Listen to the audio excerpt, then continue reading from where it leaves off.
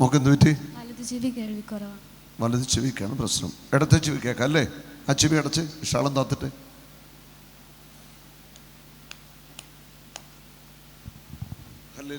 Hallelujah. യേശുവേ നന്ദി, യേശുവേ നന്ദി, യേശുവേ സ്തുതി.